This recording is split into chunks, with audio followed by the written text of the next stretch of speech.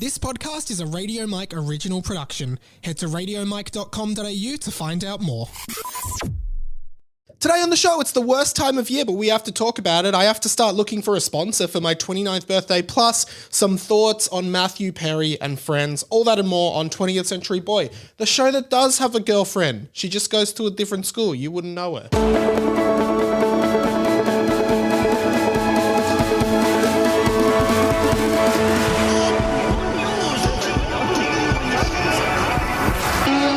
Welcome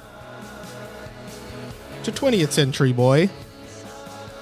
I don't have a name. Scratch the music. This happens way too frequently. Where, this is a self-produced show. G'day guys, it's Radio Mike, by the way. Let's cut to the pleasantries. I start every episode with a different name. Let's call this week, Dr. Mike, right? Because now every week, if this is the first, I've said this many times, but if this is the first episode of my podcast you've ever listened to, this is the worst one to start with, because you'd just be like, what is going on? What is Mike's show about? I heard good things or bad things about Mike's show, and this is either confirming or unconfirming those. Every episode I start with a name that's often a Mike-themed pun, but because this is an independent podcast that I produce myself, sometimes I just forget to come up with one, and then I literally realize it as the intro is playing. I'm like, I don't have a name. And then I just try to make one up on the spot. Sometimes I just forget. This time I forgot. Currently drinking a can of Dr. Pepper, so let's go with Dr. Mike. Let me have a sip. This is 20th Century Boy, by the way. Podcast about me, Radio Mike, a writer and producer from here in Australia, just making his way through life. It's the conversations you wish you were having about the stuff that no one else cares about. That's what this podcast is. Write in anytime, radiomikepod@gmail.com. Just DM me on Insta. However you want to get in touch, just do it, right? And feel free to send in a name suggestion for next week. So I have one when I record next week. This episode might be a bit lighter, but often when I say that, they end up going longer anyway, just because this is, again, I'm in one of the busiest weeks of my life. I've got heaps on. I'm recording this on Tuesday night, which is Halloween tonight, but I live in an apartment, so I'm not going to get any trick-or-treaters, but also Halloween isn't super big in Australia. It is getting much bigger, but I don't know if it's big around where I live. Tomorrow and Thursday, I've got a contract with a company that I'm producing a podcast for. Friday, I've got another freelance gig that day. And Saturday and Sunday, I actually go to Darwin for work, so I'm super, super busy. And I'm running off, we did Hamish and Andy today. I was working yesterday. I'm running, so I know it's the second episode back since I was away for 4 weeks and then 2 more weeks. But yeah, I'm running on fumes. So let's see how this week goes. I assume you guys just enjoy listening to me talk anyway. As for the Dr. Pepper, I talked about this. We did some we've done some bonus episodes that will come out on the feed for over the next few weeks. The world tour, which was supposed to happen when I was away, but now we're just doing them over the next few weeks, talking about my holiday in Europe. And I think I talked this week about my newfound obsession for Dr. Pepper, the American soda. Over in Europe, there was heaps, and I got it all the time. It was awesome.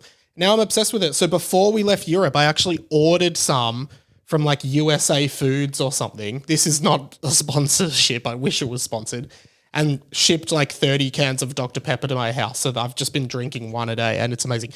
It's such a refreshing flavor. Again, this sounds like a sponsorship for either Dr. Pepper or USA Foods. It isn't. I'm just going to have another sip.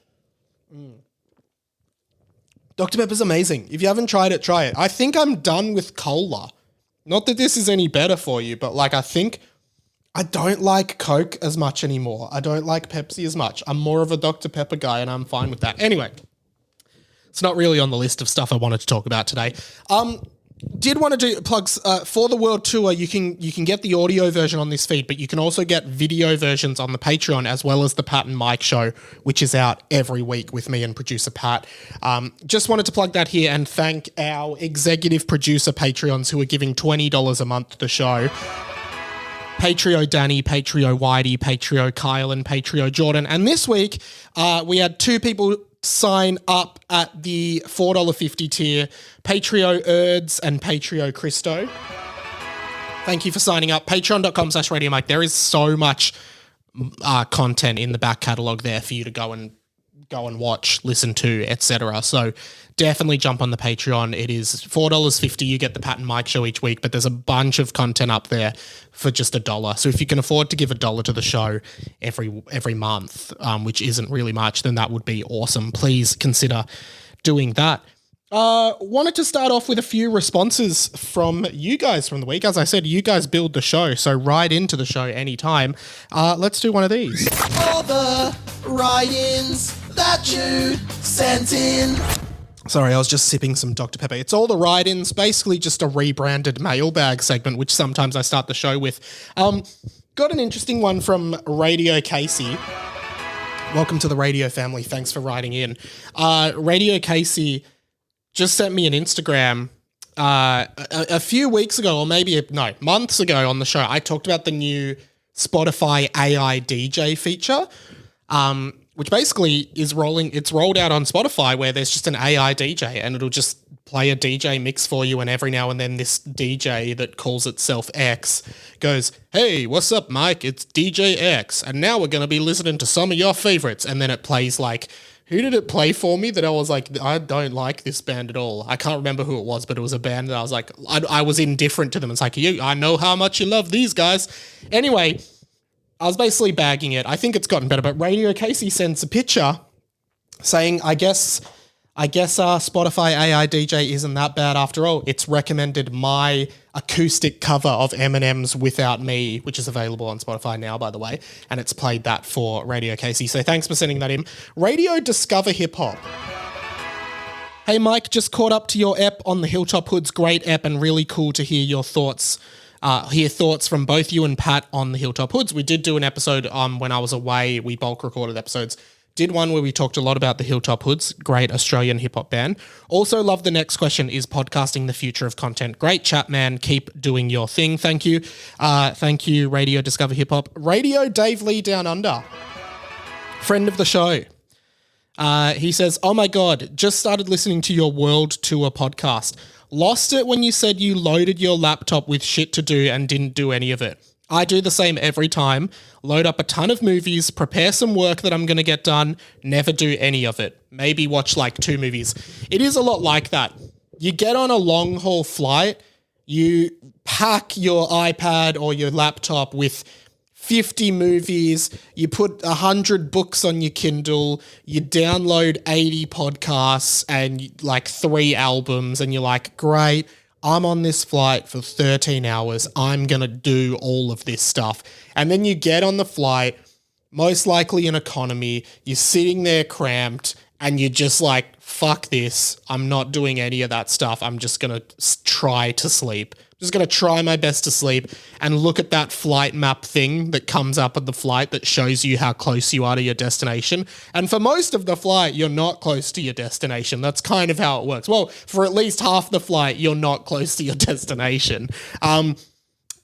But that's what I ended up doing on the plane. No, I did actually watch a few movies on the plane, which I will get to later. But thanks, Dave Lee. Again, there's 2 world tours out. There's probably 3 or 4 more to go. There's going to be a full episode on Disneyland. So yeah, stay tuned to the feed for that. And finally from Radio Sean, welcome to the RF. Mike, absolutely loved the Spider-Man video game talk and very funny hearing your Spider-Man head lore. Would love to hear more of your thoughts on the game if you have any more. Yeah, I was talking about the new Spider-Man game where in the game, like, you fight all these bad guys and as Spider-Man, you're definitely killing them. Like, in the game, what you are doing to these people, there is no doubt in my mind in real life they would die. And Spider-Man, we all know, he's a friendly neighborhood Spider-Man. He wouldn't do that. He wouldn't kill people. But in the game, just by the necessity of it being a game, you have to kill people. It's kind of funny. Have still been obsessed with Spider-Man. Oh, man, it's so good. I wish I could, I know it's like I'm lucky to have a PS5 because they're expensive and the games are expensive. But like, if you can play this game, play it. Like, the way you just ease between being Peter Parker and Miles Morales, the way it feels to go around the city, I've barely done any of the story mode. I'm literally just going around doing like side missions because it feels so good. Anyway, I talked about it last week. I probably won't do like an in-depth review or anything on YouTube, but I'm loving it. I could spend all day. I think I could literally spend 24 hours in a row. No, I could spend like 12 hours playing Spider-Man without a break, and I would absolutely love that. Did want to talk, and I'm sure you've heard it everywhere, but of course, the very, very sad and shocking news of Matthew Perry, most famous for playing Chandler in Friends, who died last week, age 54. Really sad. And it was actually recently, well, maybe a year ago on this show, where I actually was talking about Matthew Perry because I read his book, Friends, Lovers, and the Big Terrible Thing. That's the name of the book. And the big terrible thing is his addiction issues. And I was beyond shocked to see this news. I saw it in my timeline, and at first I didn't believe it. But then I realized that it was true. And, you know, I'm not going to go into like speculation around his death itself, but like I did speak very highly of him. I can't remember what episode it was, but if you search in the podcast Matthew Perry, I'm sure it will be labeled somewhere and will come up. But I played some excerpts from his audiobook, which I found really interesting about his takes on diction and everything like that. I was really sad. It came so out of left field. And I think, I don't know how I felt about this. I think what I want to talk about is, you know, I heard some people in the radio on AM Talkback today actually being like, well, what's the big deal about Chandler from Friends? You know, why is he making the news? He hasn't done much since Friends, and that show was, you know, 20 years ago. Why is he on the front page? Anyway, I think it is so, like, it is hard to define how culturally relevant and game-changing Friends was at the time of airing, but still today, I think, and a lot of people kind of put it down to, you were either a Friends person or a Seinfeld person, which I'm definitely both. I think both shows are so great for so many reasons. And to me, they certainly both were kind of like the biggest shows of their era, being sort of like late 90s. I mean, Friends kind of went into like 2004, I think. Seinfeld ended in 99 and started in 90. But they would certainly, when I think of growing up, the two kind of live action sitcoms I saw the most of on TV would have been Seinfeld and Friends. But it's obvious why Friends' legacy is just so strong. So is Seinfeld's, but in very different ways. And I'm not going to get into the whole Seinfeld Friends debate. This is more about Friends, right? Friends as a show is so iconic and is still to this day such a comfort show for so many people, including me. Like, often Friends is just played in Australia on free-to-air TV, like just reruns of Friends. And you're just like, oh, great, Friends is on.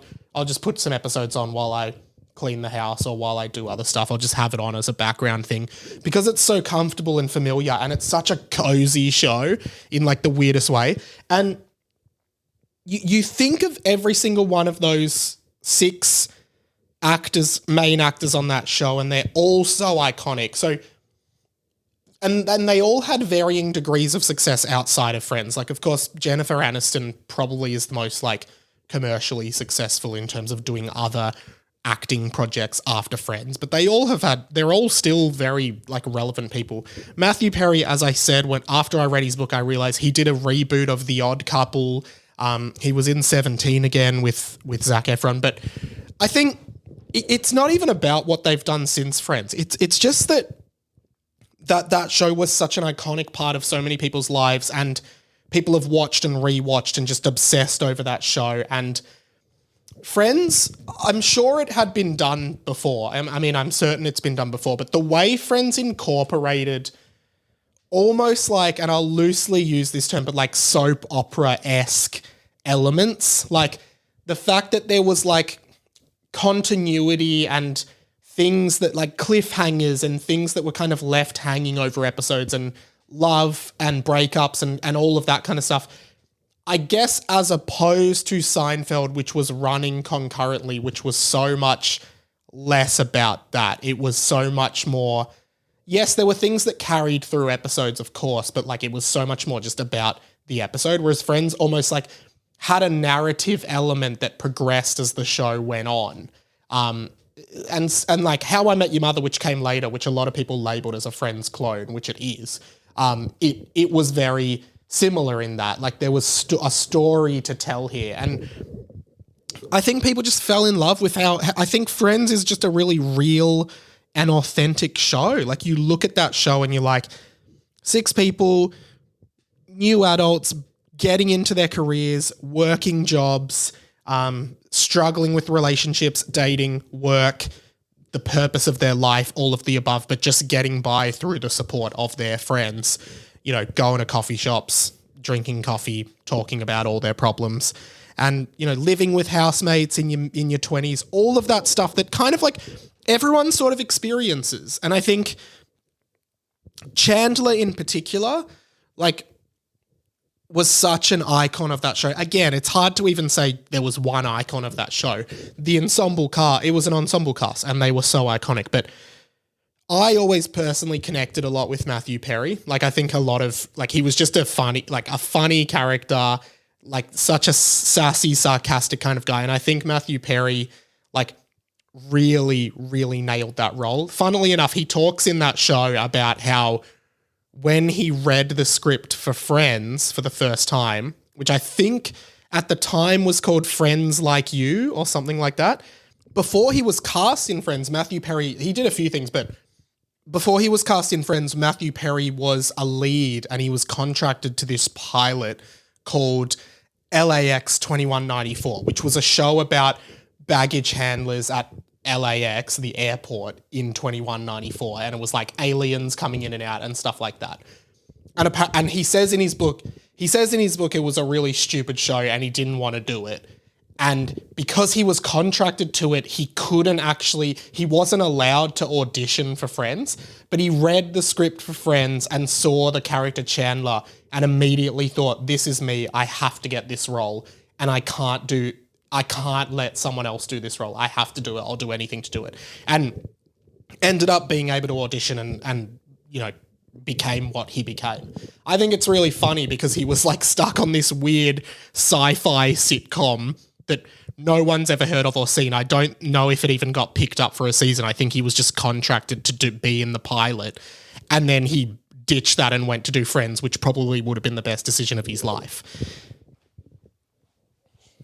Another thing about him that I didn't know is Matthew Perry was really good friends with Hank Azaria, who is one of the key voice actors in The Simpsons, who voices like Chief Wiggum, Lenny, Moe, all of those kind of like nasally voice characters. That's Hank Azaria.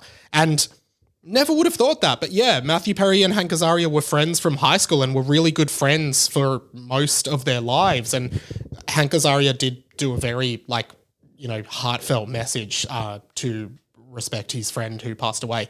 But yeah, I mean, his legacy is certainly in Friends, and the heart of that show and the beauty of that show was just in those relationships and those characters that were all so beloved. And, you know, I even think in age, like I'm starting to relate more to Friends than Seinfeld. And while I always will love Seinfeld and I always have loved it and I've always found it hilarious, I just think Friends has so much more of this heart and this understanding of the realness that it is to be a human being, which is the antithesis of what Seinfeld was even trying to be. But, you know, the more I experience and the older I get, which is a lame thing to say, but like I do feel like I relate more to Friends because I see myself in a lot of the characters and the struggles they're going through and the relationships they're in and the jobs they're in and all of that. Like, oh yeah, I've been there. I've done this. Like, I get this. I feel this.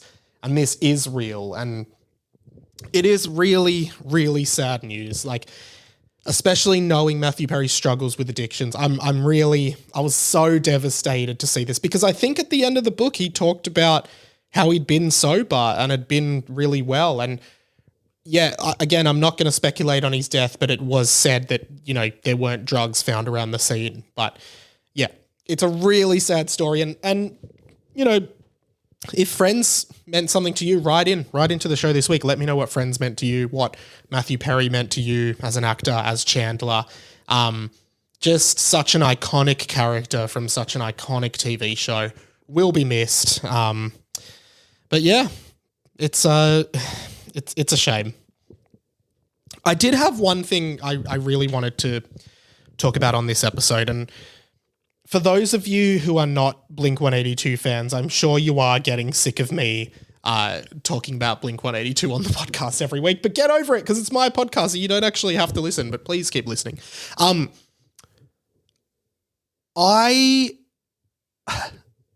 This is going to be my last-ditch attempt for this because, of course, in a few months, Blink-182 will be in Melbourne. They'll be in Australia.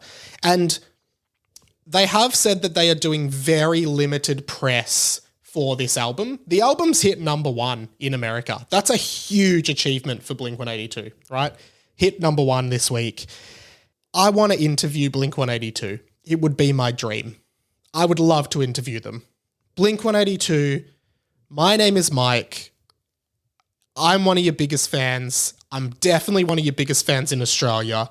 I was the first person in the world to do a video review on YouTube of your new album, One More Time. I know everything about your band. I'm obsessed.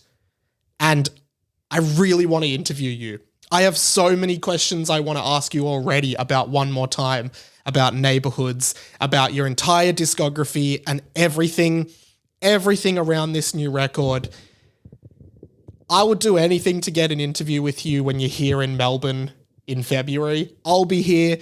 I'm happy to do it via Zoom. I'm happy to come to you. I can supply all the gear. I can do whatever you want to interview you. But Blink-182, please make this guy's dream come true and let me interview you, even just for 10 minutes. I'll take 10. Please let me interview on my podcast. I would love to be the only Australian podcaster to do an interview with you. Don't go to all those radio stations who are just going to ask you the same old question like, how do you pronounce it? Is it Blink-182 or Blink-182? Or what does the 182 stand for? Don't go to them. I will do like a legit interview about your music. I will do a Zane Lowe level interview about it. I know that's why you did go to Zane Lowe to do the interview that you did do with him, but I'll do another one. Please, Blink-182, I'll do anything. Please let me interview you. Mark, Tom, Travis, please. I will do anything. Now, on the off chance that Blink-182 hears that, you guys, please get around this. I might make it into a clip. Hopefully it goes viral, but please just tag Blink-182. It's like, Blink-182, do an interview with Mike. Please do an interview with Mike. Like, share it around. Do whatever you can. I just want to interview, even if it's just Mark or just Tom or even just Travis, I will do it. Please, guys, I think it would be huge for the podcast. I seriously doubt it'll happen, but it's worth a shot. Might as well. Shoot your shot while you can. Big announcement. Probably should have had a siren or an alarm lined up for this, but I have some big news in the money world. This is big. I wanted to formally announce on this podcast that I officially made money off of Bitcoin. Insert applause sound effect here. I never do. Long-term listeners will know I never do. So this is just a funny story that I've had in my mind for a while. Like years ago when everyone was talking about Bitcoin, I bought like a tiny percent of a Bitcoin. And at the time, the value of one Bitcoin in Australian dollars was $48,000. And I bought like literally like less than 1% of a Bitcoin. Like I put it like, maybe I put $1,000 in total into Bitcoin, right? And bought in at 48,000. This is years ago. Maybe pre-COVID, maybe post-COVID. I don't know. I've lost track of everything.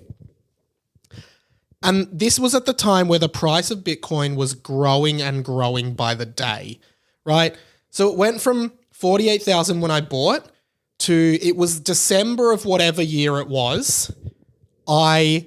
Bitcoin was worth 90,000 Australian dollars. And I remember at that point, I'm like, okay, I bought in at 48. It's now at 90. maybe I sell and just take the profits, right? Nearly doubled my money. That's pretty good return on investment. And I'm not much of I was never a crypto guy, but everyone was doing it at work.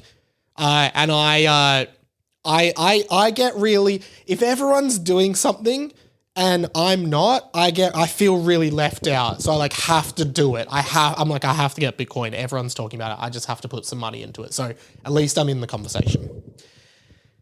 It was at 90K. I could have nearly doubled my money, right? Anyway, so think about that. From 48K to 90K. So basically, for every $48 I spent, I got $90 in return. Or like, you can definitely simplify that fraction more for math nerds. So for every $24, I got $45. That's pretty good. That's pretty good, right? I didn't sell because my friend from work, Darcy, who was also investing in Bitcoin, who put a lot more money in it than me, I said to Darcy, hey, we're at 90. Are you going to sell? He's like, no, I'm not selling. They're saying it's going to go up to 120 by January, which is a month away. And I heard that. And I had no reason not to trust Darcy. Why would I not trust Darcy? Like, he's a trustworthy guy. So I go, really? He goes, yeah, man, don't sell. You'd be stupid to sell. I'm like, no worry. I'm not going to sell. If you're not selling, I'm not selling. So I don't sell. Within 2 weeks, Bitcoin was at $13,000. So I had lost more than half of my money. At this point, I had no one to blame but myself, my old impressionable self.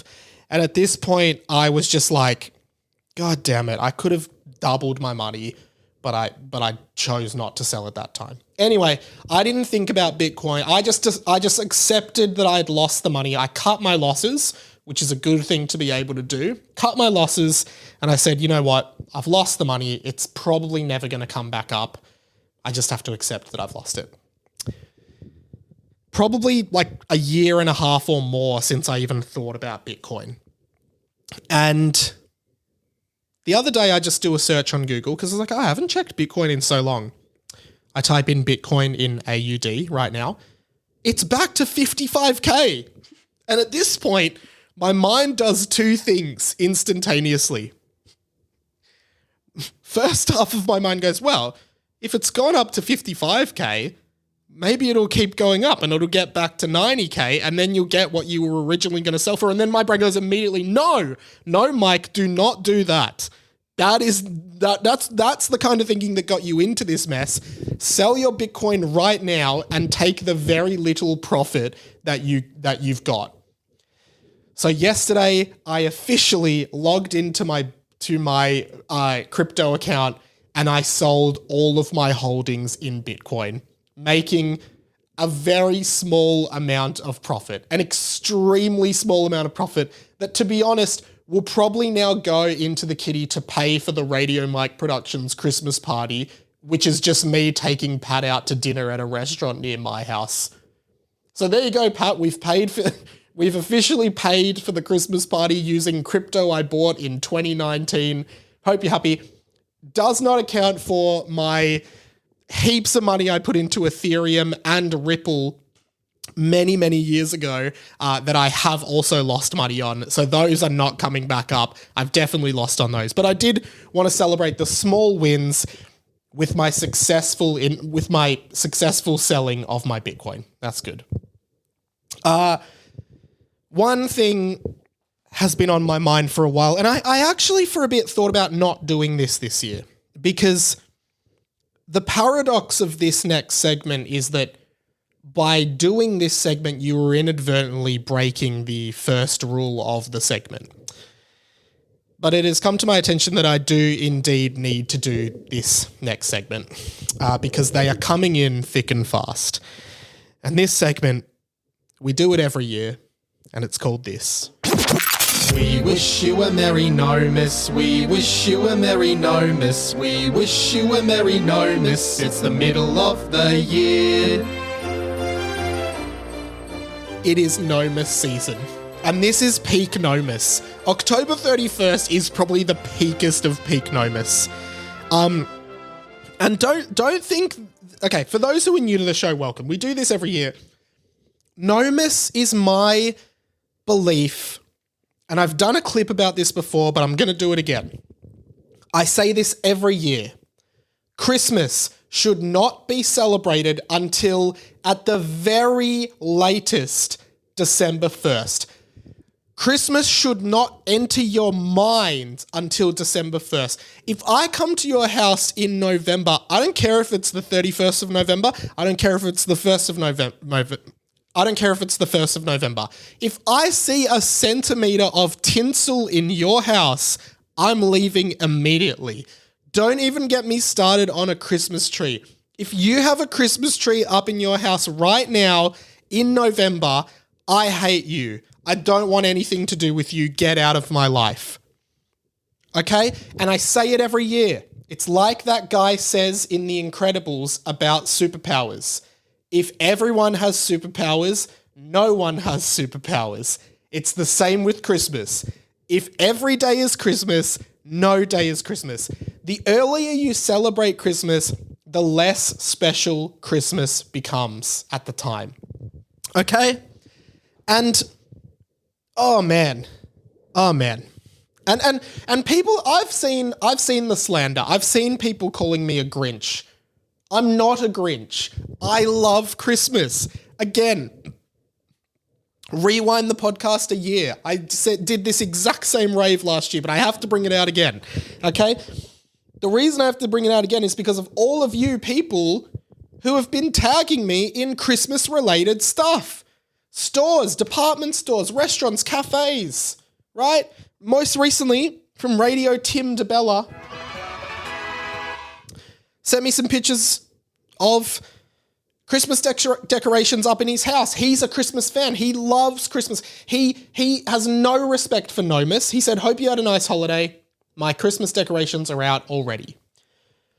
Now, I want to pose a question to you because, you know, people were sending this to me literally when I was still on my holiday.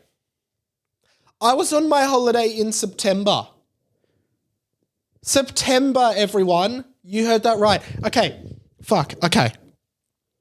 I was on my holiday. I was in Spain.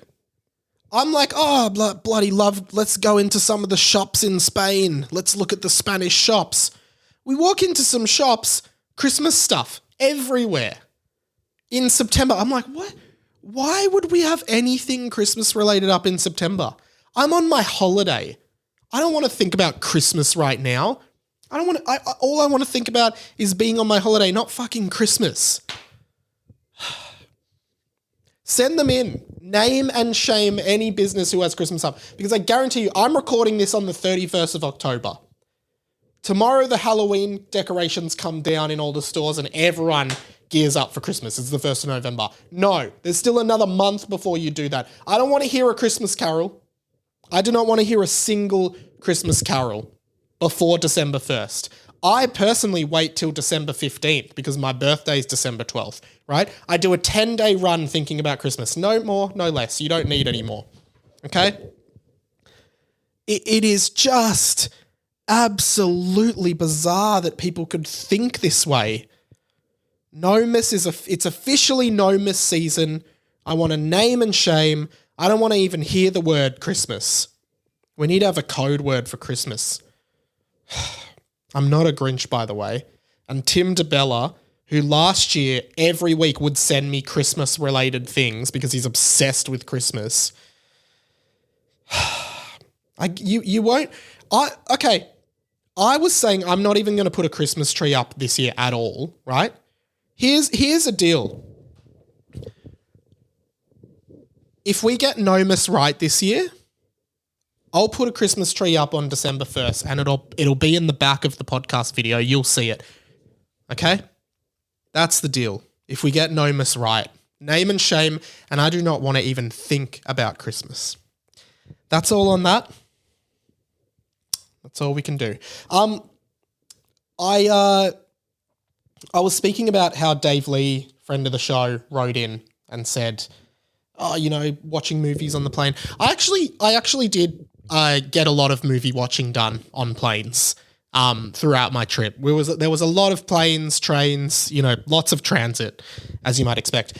These are all the movies I actually watched. This is a quick snapshot of every movie I think I watched in transit. The Flash, the new one, I actually thought it was quite good. A lot of people thought it was terrible. I actually quite enjoyed it. Guardians of the Galaxy Volume 3, overrated.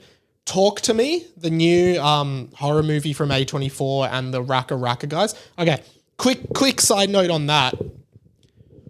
Talk to Me is one of the best new horror movies I've ever seen. It is such a good concept. It's so well directed, so well performed. The Raka Raka brothers did such a good job with it.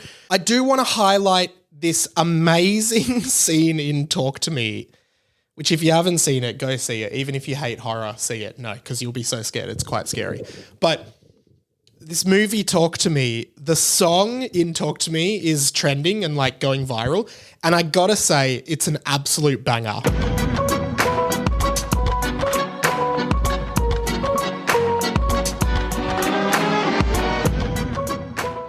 It's in like this party scene, but it's such a great, it's just such a like instant iconic horror theme. And like, I think if you've seen the movie, the scene that this is from, it's a party kind of scene where there's like, basically the movie is there's this hand, and if you grab the hand and say, talk to the hand, you kind of get possessed for a second, and everyone's doing it. And it's sort of like they're on drugs. Like it's kind of like the way they're responding when they're possessed is like sort of like they're on drugs, right?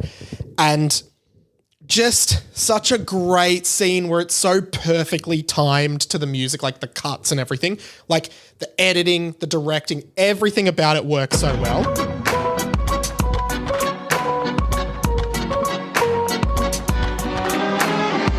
And it's cool because it has like even at that bit, the do-do-do-do-do, it has sort of like the elements of like horror-esque instruments, like those old strings and stuff, and creepiness of it, but it's still got that suaveness and coolness and modernness of a modern song. Like it feels very modern, but it also has that it has those creepy elements. It evokes those feelings of old horror movies. I think this movie did everything right. I loved it so much, and it was really scary, but and the Raka Raka, Danny and Michael Philippou, who were just on the Joe Rogan podcast. I saw a few clips and they were talking about how they had they premiered it at Sundance, which is this big film festival, and then A24, which is an incredible independent film studio who's done movies like Hereditary, Midsummer, a lot of indie films now. I think Everything Everywhere All at Once was even A24. They were talking about that and how they didn't cast a name actor in the lead, so they slashed their budget by like $1 million because they didn't have enough, because there wasn't enough, clout in the main actor to guarantee ticket sales, I suppose, was their rationale. But it's just such a fantastic watch, everything about it. And you can tell, if you've watched their videos on YouTube over the years, you can tell how much thought and effort they put into them, even though they were always a bit goofy. Like, they definitely make good films. I did see that they're doing a sequel. Like, it says, they're like, oh, we've got plans to do a sequel. Talk to me too. I think the thing with horror movies is they're such an easy copy-paste job from one movie to another, right? Like, as in in a franchise. Like, Friday the 13th. The first Friday the 13th is a fantastic slasher film. Go watch it. Then they did like 8 more, and it's the same movie every time with slight variations. Same with Halloween, similar with Saw, and then they try to reboot them and reinvent themselves, and they're kind of like mildly successful. I'm worried about them franchising it. I'd much rather, as directors and film auteurs like the Philippou brothers, just do another concept for a horror film. I would, rather than just I hope they just don't try to franchise this movie and keep making them, because they get progressively shitter each time, essentially. So I'd rather see them do something unique, but they might have a unique spin on it. That's not even what I really wanted to talk about. Let's keep going through this list. I watched Black Panther 2, which I hadn't seen, thought it was terrible. I watched the new Ninja Turtles movie, which I thought was all right. Then I watched some dumb movies. I watched this movie called Legion, which is where Paul Bettany plays Gabriel, I think, the angel from the Bible. That was stupid. Then I watched Love at First Sight, this new Netflix rom-com with the girl from White Lotus season 2, who I have a crush on. A documentary about Liam Gallagher. I watched Back to the Future. I watched Slender Man, which was terrible. Then I watched Hellboy, the original Hellboy from like 2004. And then I watched this movie called Split. Also, I guess a horror kind of psychological thriller movie. But if you haven't seen Split, it's an M. Night Shyamalan movie, which, you've probably heard of The Sixth Sense, maybe Unbreakable. He did Avatar: The Last Airbender. Knock at the Cabin, I think is his most recent one. He did Old, that movie where there's the beach where everyone gets old. Famous for like his twists. And I'm going to spoil something major about Split, but I think it's common knowledge now, but at the time it wasn't, because I think this is really interesting. Split came out, I think, in 2015. Now, in, I think, 2000 or 1999, M. Night Shyamalan did this film called Unbreakable. Bruce Willis was the star. It was a great movie. It's actually it's actually kind of it's a superhero movie, really, but it's not what superhero movies are now, like the big sort of like, over the top and just franchise, cash grab kind of ones. It was just like it was a really good film about a guy who was a superhero, right? Go and watch it. It's great. Anyway, so I watched Unbreakable ages ago. I actually knew this, what I'm about to tell you, I actually already knew, but I think it's just an interesting thing to talk about. I watched Unbreakable, and then on the plane, I watched Split. Split by M. Night Shyamalan was Hollywood's first ever stealth sequel. Basically, you find out at the end of the movie that it's essentially a sequel to Unbreakable, or at least it's in the same universe as Unbreakable, a movie that came out 15 years before. And the reason they call it a stealth sequel is because it wasn't marketed as such. It was just marketed as its own movie, but you find out at the end that it's a sequel to Unbreakable, or that, like, basically at the end of the movie, the guy from Unbreakable that Bruce Willis plays appears, and you're like, oh, what? And then they did another movie called Glass after that, which brought all of the characters from both movies together. Incredibly underrated trilogy, because I think Unbreakable as its own standalone film is great. I also thought Split as its own standalone film was great. And then Glass brings it together, and that one got mixed reviews from what I could tell, but I actually thought it was awesome. And Samuel L. Jackson's in it, like it. And so basically Split is about this guy who has, I think, 20 different personalities. That's why it's called Split. Like, he goes into different characters, and annoyingly, I've forgotten who the main actor is who plays him, but he's like this, one of the personalities is like a psychopathic killer. One of them's like a 10-year-old boy, one's a woman, one's just him. There's all these different personalities he goes in and out of. And like, he kidnaps a bunch of girls and is going to like, and murders them essentially. And basically in Glass, like, Glass has another twist at the end of that's also really, really good. But in Glass, they're all together, and it just, I don't know, I just think they definitely flew under the radar a bit. Like, I don't think many people have seen Unbreakable, but I honestly think it's like one of the best. It's such a good movie. And Split, like, I recommend watching the whole trilogy. Such an underrated movie trilogy. And I think the idea of a stealth sequel is so interesting, because I do think, like, I don't think I can think of any other example of like a surprise, like, surprise, this is in that universe. Because now, particularly in like movies and marketing and everything, it's all about universes. Like, everything's a universe. So you, of course, lean into that for the marketing. It's like, come and see this movie because this guy from this other movie is going to be in it. Or like, the Marvel's in it. All the Marvel characters are in this one, right? But to do that and to not leverage that and to make it a surprise for your hardcore fans, like, I think that's just such a clever thing to do. And it's such a, like, not even like that risky. It's just like such a bold thing to do, to be like, hey, by the way, this is a sequel to like a movie I made 15 years ago that I haven't really talked about for a while. I just think it's really cool. And I loved both. That was definitely the best movie I watched on the plane from years ago. Anyway, we will wrap it up. Let me know your thoughts on anything. And what should this week's poll be? Oh, the poll will be, what have I talked about? There's polls on every episode on Spotify now. Let's do, for the poll, do you agree with NoMas? Yes or no? Vote. And also respond in the Spotify comments. Let's do this. The plug. I plugged Patreon at the top. There's Pat and Mike episodes are back. There's such a huge back catalogue of content up there. Or make a one-off donation, paypal.me/itsradiomike. I'm looking at starting Spotify memberships as well, so you can get the Pat and Mike show directly in Spotify. So look out for that. I'll have more info on that soon. Here's a tease from last week's Pat and Mike show. Did you know that Paul McCartney has an album called Kisses on the Bottom? It's such a polite way of saying it. Like, oh, hello, darling, can I kiss you on the bottom? Do you reckon Kisses on the Bottom, the album, is just a lot of like... Imagine if Paul McCartney did a whole album of hissing sounds and farts. All right, this one's a new song. This one's called Kiss Your Bum and Fart. That was a really fun chat.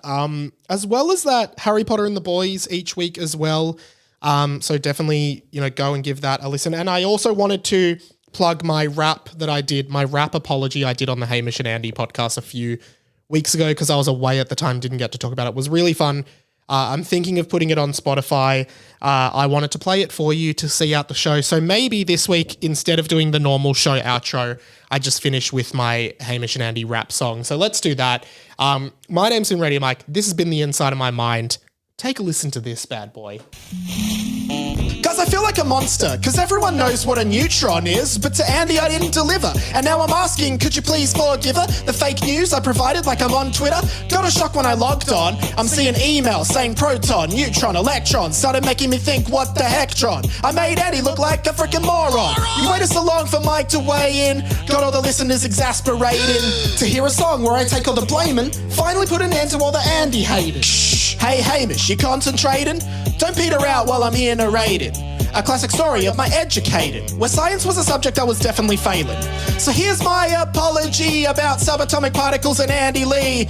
I'm not my boy Jimmy Neutron, I'm just me. Here's the chorus now, 1, 2, 3. Now yes, that was a job for me on Andy's pod with Hamish B, and it's caused a little controversy, so this is my apology. I said yes, that was a job for me. I take all responsibility, and please take this as my decree. No more mistakes, cause I'm sorry. I'll be honest, now I'm feeling rebellious. I'm embarrassed, I promise, but let me dispel this. Other mistakes, so please let me tell this. Before we start a hunt where everybody yells, just recently in the Pizza Lotto prank call, Hamish decided that he wasn't going to play ball, despite the fact that we nailed it in rehearsal, and then it came to it, and Hamish nearly spoiled it all. And Jack is not safe from me, making errors every week in his hobby. And Darcy's like, na na na na na na na na na. Cuts his errors out to stop him ever looking dumber. And right now, well, it just seems everybody wants to point their finger at me. But I think they should point it at we, as in this podcast we make each week. And I think you'll all agree there's just one man within this team whose record is completely clean, and that man's name is Andy Lee.